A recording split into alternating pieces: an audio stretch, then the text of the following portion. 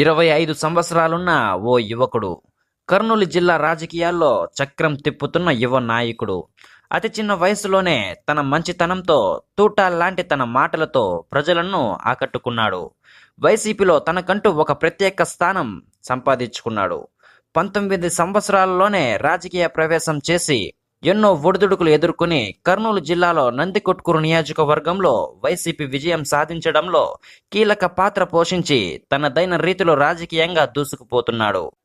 కర్నూలు జిల్లాలో youth following ఎక్కువగా ఉన్న మన బైరెడ్డి సిద్ధార్థ రెడ్డి గురించి, అతను ఎదుర్కొన్న ఒడిదుడుకుల గురించి, రాజకీయాల్లో ఎలా తన గ్రాఫ్ రోజు రోజుకి పెంచుకుంటూ వచ్చాడో మనం ఇప్పుడు తెలుసుకుందాం.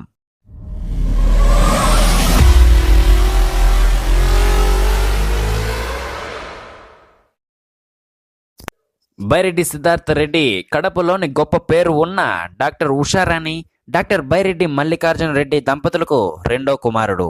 బైరెడ్డి సిద్ధార్థ రెడ్డి మాజీ మంత్రి అయిన శేషశయనారెడ్డి గారి మనవడు మరియు బైరెడ్డి రాజశేఖర రెడ్డి గారికి తమ్ముడు కొడుకు. బైరెడ్డి సిద్ధార్థ రెడ్డిది 40 సంవత్సరాల రాజకీయ అనుభవం ఉన్న కుటుంబం, అలాగే ఫ్యాక్షనిస్ట్ కుటుంబం కూడా. తన తాత శేషశయనారెడ్డి గారు 1978లో నందికొట్కూరు నియోజకవర్గంలో కాంగ్రెస్ పార్టీ నుంచి మొట్టమొదటిసారిగా ఎమ్మెల్యేగా గెలిచారు.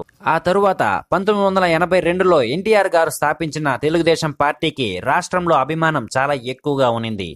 1983 ఎన్నికలలో రాష్ట్రంలో మునిపెన్నడూ లేని విధంగా టీడీపీ భారీ మెజారిటీతో గెలుపొందింది. అటువంటి సమయంలో కూడా బైరెడ్డి శేషశయనారెడ్డి గారు నందికొట్కూరు నియోజకవర్గంలో ఇండిపెండెంట్గా పోటీ చేసి గెలిచారు. 1989లో కూడా కాంగ్రెస్ పార్టీ తరపున పోటీ చేసి గెలిచారు. ఆ తరువాత పెదనాన్న బైరెడ్డి రాజశేఖర రెడ్డి గారు 1994 నుండి 2004 వరకు టీడీపీ తరపున పోటీ చేసి ఎమ్మెల్యేగా గెలిచారు. ఇలా 1-2 సార్లు కాకుండా 5 సార్లు, అంటే 25 సంవత్సరాలు ఎస్సీ రిజర్వేషన్ అయిన నందికొట్కూరు నియోజకవర్గాన్ని బైరెడ్డి కుటుంబం పాలించారు. అటువంటి కుటుంబంలో బైరెడ్డి సిద్ధార్థ రెడ్డి జన్మించినప్పటికీ సాధారణమైన జీవితాన్ని గడిపాడు. సిద్ధార్థ రెడ్డి కుటుంబం కూడా రాజకీయాలకు దూరంగానే ఉంటూ వచ్చారు. అయితే బైరెడ్డి సిద్ధార్థ రెడ్డిది మధ్యతరగతి కుటుంబమే. తను ఎల్కేజీ చదువుతున్నప్పుడు కడపలో 3,000 రూపాయలు ఇచ్చి అద్దె ఇంట్లో ఉండేవాళ్ళు. తరువాత తల్లిదండ్రులు కడపలో గొప్ప డాక్టర్లు కావడంతో ఆర్థికంగా బలపడ్డారు. బైరెడ్డి సిద్ధార్థ రెడ్డి కడపలోని విద్యామందిర్ స్కూల్లో 10వ తరగతి 85% మార్కులతో పూర్తి చేశాడు. తరువాత ఇంటర్మీడియట్లో ఎంపీసీ గ్రూప్ తీసుకున్నాడు. కొన్ని పరిస్థితుల వల్ల ఇంటర్మీడియట్ 3 కాలేజీల్లో పూర్తి చేయాల్సి వచ్చింది. అయితే ఇంటర్ కూడా 84% మార్కులతో పూర్తి చేశాడు. తరువాత బీటెక్ చైతన్య భారతిలో 3 సంవత్సరాలు చదివి డిస్కంటిన్యూ చేశాడు. ఈ క్రమంలోనే పెదనాన్న బైరెడ్డి రాజశేఖర రెడ్డి గారు రాయలసీమ పరిరక్షణ సమితి అనే పార్టీని స్థాపించారు. రాయలసీమ ఉద్యమం పట్ల ఆకర్షితుడై పెదనాన్న బైరెడ్డి రాజశేఖర రెడ్డి గారికి వీరాభిమానిగా ఆయన అడుగుజాడల్లో నడుస్తూ 19 సంవత్సరాలలో రాజకీయంలోకి అడుగుపెట్టాడు. పెదనాన్న పెట్టిన పార్టీలో రాయలసీమ సమస్యలపై పోరాడుతూ పెదనాన్న వెన్నంటూ నిలిచాడు. తన పెదనాన్న మొదటిసారి పాదయాత్ర చేసేటప్పుడు కడపలోని విద్యానగర్ సర్కిల్ నుంచి అప్సరాజా సర్కిల్ వరకు తన స్నేహితులతో పూలబాట వేసి నడిపించాడు. ఇంకా తన పెదనాన్న వెన్నంటూ ఉండి రాయలసీమ కోసం తన పెదనాన్న జరిపించిన ట్రాక్టర్ యాత్ర, పాదయాత్ర, బస్ యాత్ర, వందలాది మీటింగ్లు, మేల్కొలుపు దీక్షలు అని, శ్రీశైలం నీటి బాధితుల సమస్యలపైన ధర్నాలు, ర్యాలీలు అని ఇలా చాలానే కార్యక్రమాల్లో పెదనాన్నతో పాల్పంచుకున్నాడు. ఈ క్రమంలోనే బైరెడ్డి సిద్ధార్థ రెడ్డిలోని ఆవేశాన్ని, ముందు చూపుతనాన్ని, మంచితనాన్ని, నాయకత్వ లక్షణాల పట్ల, మాట తీరును పట్ల కొంతమంది ఆకర్షితులై అతనికంటూ ఒక వర్గం, ఒక ఫాలోయింగ్ ఏర్పడింది. అయితే బైరెడ్డి సిద్ధార్థ రెడ్డికి దూకుడుతనం కొంచెం ఎక్కువ. మంచి అనిపిస్తే వెంటనే జరిగిపోవాలి, చెడు అనిపిస్తే వెంటనే శిక్ష పడాలి అని అనుకునేవాడు. ఈ దూకుడుతనం వల్లనే చిన్న చిన్న గొడవలు జరగడం వంటివి జరుగుతుండేవి. వాటిని బైరెడ్డి రాజశేఖర రెడ్డి గారు మందలించేవారు. అయితే బైరెడ్డి కుటుంబానికి మరియు గౌరవ్ వెంకటరెడ్డి, మాండ్ర శివానందరెడ్డి కుటుంబానికి 20-30 సంవత్సరాల ముందు నుంచి ఫ్యాక్షన్ గొడవలు ఉండేవి. ఈ ఫ్యాక్షన్ కారణంగా ఎప్పుడు ఇరు వర్గాల మధ్య తరచూ గొడవలు జరుగుతుండేవి.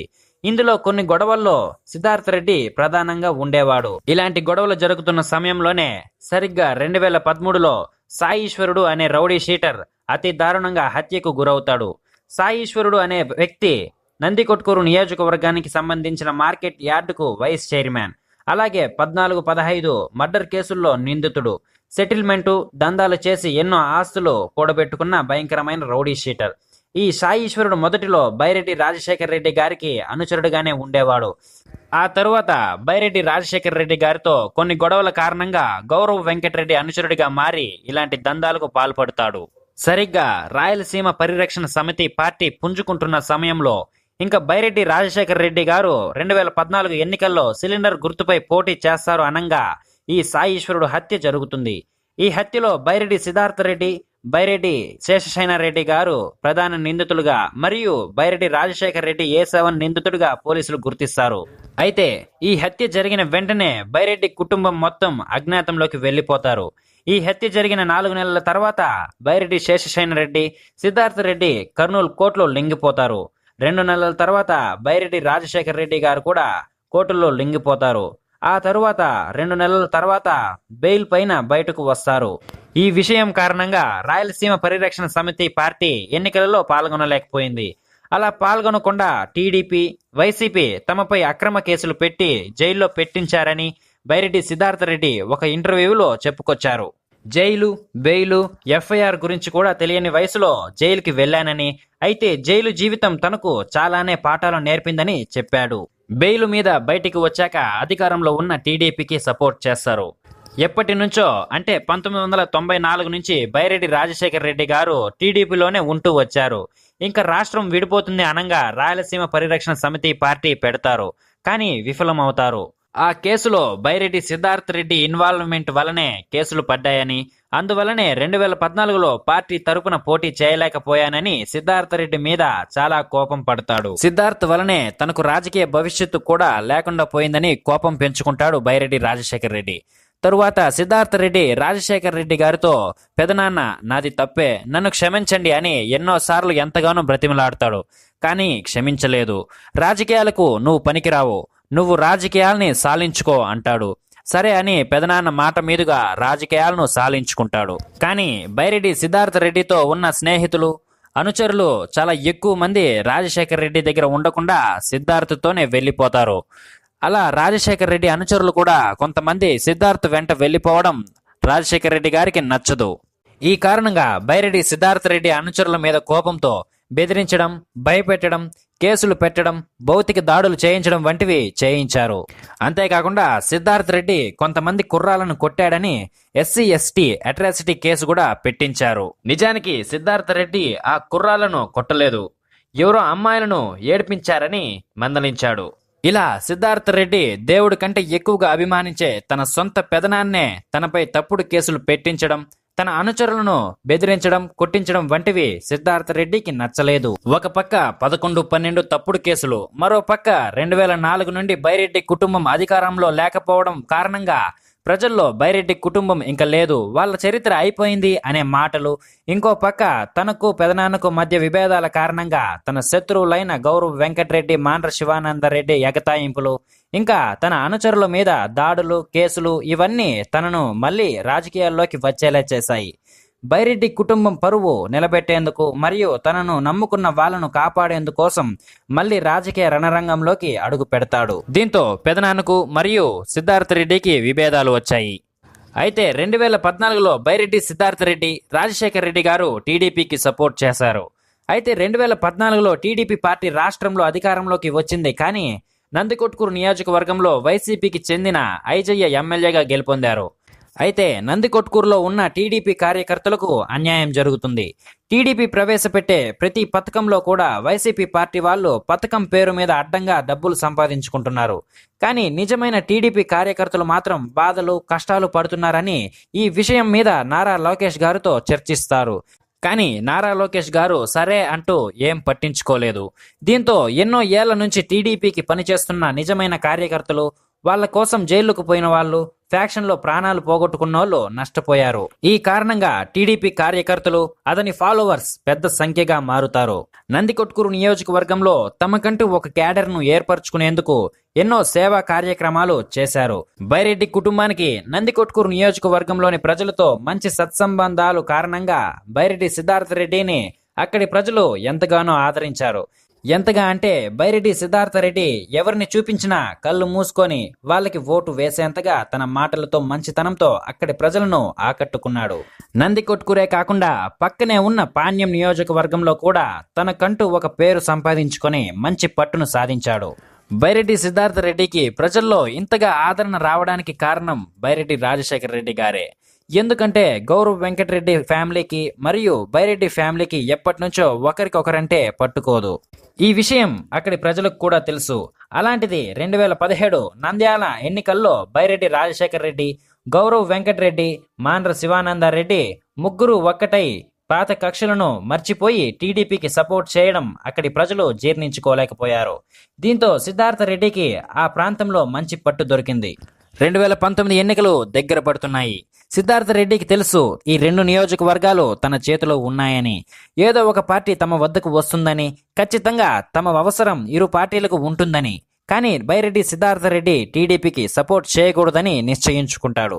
ఎందుకంటే నారా లోకేష్ గారిని కలిశాక అతనికి అనిపించింది ఏంటంటే టీడీపీ నిజమైన కార్యకర్తలకు విలువ ఇవ్వదని, ఆల్రెడీ టీడీపీతో సంబంధాలు ఉన్న వాళ్ళకి, పెద్ద పెద్ద వ్యాపారస్తులకు, అనుభవజ్ఞులకు, లేకపోతే కార్పొరేట్ స్టైల్లో రాజకీయాలు చేసే వాళ్ళకి టీడీపీ విలువలు ఇస్తుందని తెలుసుకుంటాడు. ఇక మిగిలింది వైసీపీలో చేరేందుకు వెళ్లేటప్పుడు పెదనాన్న రాజశేఖర రెడ్డి కూడా వైసీపీలో చేరాలనుకుంటున్నాడని తెలుసుకుంటాడు. సరే అని జగన్మోహన్ రెడ్డి గారిని కలుస్తాడు. తన గురించి చెబుతాడు. అలాగే బైరెడ్డి రాజశేఖర రెడ్డి గారిని మీ పార్టీలో చేర్చుకోవాలని మీరు అనుకున్నట్లయితే నేను డ్రాప్ అయిపోతాను సార్ అంటాడు. అందుకు జగన్మోహన్ రెడ్డి గారు అతని గురించి తెలుసుకుని, సిద్ధార్థ, నేను జాయిన్ చేసుకుంటే ఇద్దరిని కలిపి జాయిన్ చేసుకుంటా, లేని పక్షంలో నిన్ను ఒకటే జాయిన్ చేసుకుంటా గాని బైరెడ్డి రాజశేఖర రెడ్డి గారిని జాయిన్ చేసుకోను అంటాడు. ఆ మాటలకు ఆనందంతో తిరుగు ప్రయాణం చేస్తాడు. జగన్మోహన్ రెడ్డి గారు పాదయాత్ర చేస్తున్న సమయంలో తను జగన్మోహన్ రెడ్డి గారి చేతుల మీదుగా వైసీపీ కండువను కప్పుకొని పార్టీలో చేరుతాడు. సిద్ధార్థ రెడ్డి వైసీపీ పార్టీలోకి చేరడం గౌరవ్ వెంకటరెడ్డి ఫ్యామిలీకి నచ్చదు.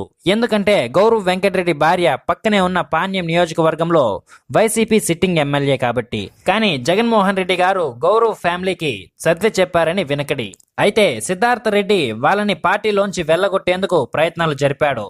పాణ్యంలో ఎవరు గెలవాలన్నది కూడా సిద్ధార్థ చేతుల్లోనే ఉంది కాబట్టి గౌరవ్ ఫ్యామిలీకి వైసీపీ తరపున టికెట్ రానికుండా చేశాడు. దీంతో గౌరవ్ ఫ్యామిలీ టీడీపీ నుంచి పాణ్యంలో బరిలోకి దిగింది. ఒకానొక సందర్భంలో సిద్ధార్థ జగన్మోహన్ రెడ్డి గారితో ఇలా అంటాడు: అన్న, నువ్వు ముఖ్యమంత్రి కాకుంటే కొంతమందికి రాజకీయం లేదేమో గాని నువ్వు ముఖ్యమంత్రి కాకుంటే నాకు జీవితమే లేదన్నా అంటాడు. ఒక పక్క బైరెడ్డి రాజశేఖర్ రెడ్డి, నందికొట్కూరు టీడీపీ ఇన్ఛార్జి మాండ్ర శివానందరెడ్డి, గౌరవ్ వెంకటరెడ్డి ముగ్గురు ఒక్కటయ్యారు. కానీ సిద్ధార్థ రెడ్డి ఒక్కడే.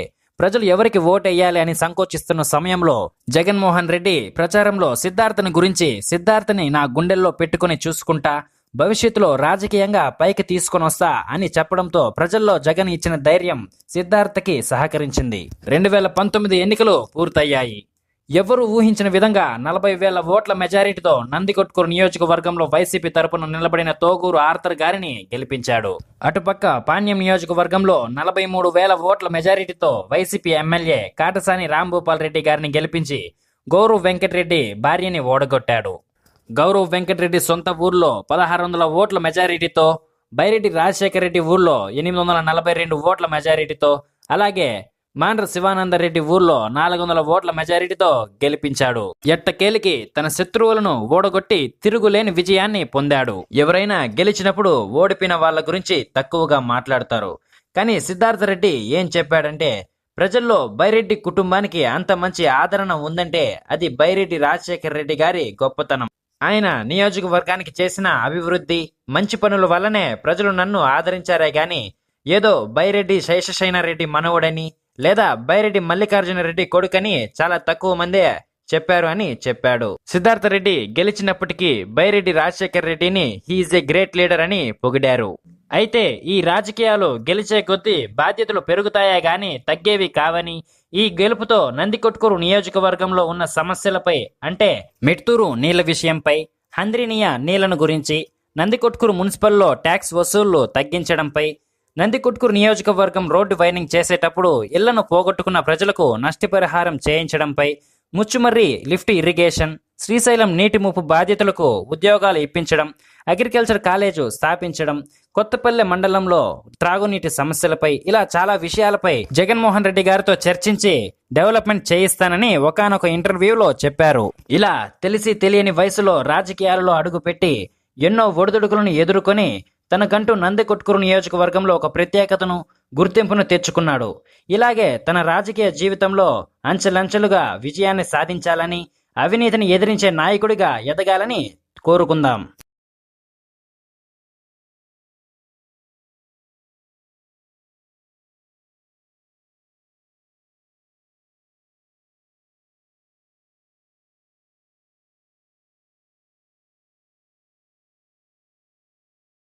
ఈ వీడియో మీకు నచ్చినట్లయితే తెలుగు అప్డేట్స్ అండ్ ఫ్యాక్ట్స్ ఛానల్ని సబ్స్క్రైబ్ చేయండి, షేర్ చేయండి, లైక్ కొట్టండి.